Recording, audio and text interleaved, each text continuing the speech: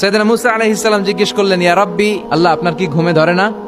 আল্লাহ বললেন, কোনো কথা বলা যাবে না, দুইটা গ্লাসের ভেতরে পানি নাও, পানি ভর্তি গ্লাস নিয়ে তুর পাহাড়ের উপরে দাঁড়াও। সাইয়েদনা মুসা আলাইহিস সালাম দাঁড়ালেন। আল্লাহরে আবার জিজ্ঞেস করলেন, আল্লাহ আমি জিজ্ঞেস করলাম কি আর আপনি করতে বললেন কি?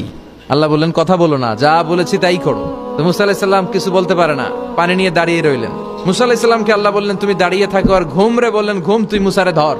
ঘুম যে এবার সাইয়েদনা মুসা আলাইহিস সালামকে ধরেছে। উনি ঘুমের ধাক্কায় আর থাকতে পারে না, একবার ডানে যায় আরেকবার বায়ে যায়। ঘুমের ধাক্কায় হঠাৎ করে কাত হয়ে পড়ে যায় আর গ্লাসগুলো মাটিতে পড়ে খান খান হয়ে ভেঙে যায়। আল্লাহ ডেকে বললেন, মুসা বেশি কিছু হেফাজতের তো দায়িত্ব দেই নাই, শুধু দুইটা গ্লাস হেফাজতের দায়িত্ব দিয়েছি। ঘুমের কারণে এগুলোর হেফাজত করতে পারো নাই, ভেঙে খান খান হয়ে গিয়েছে।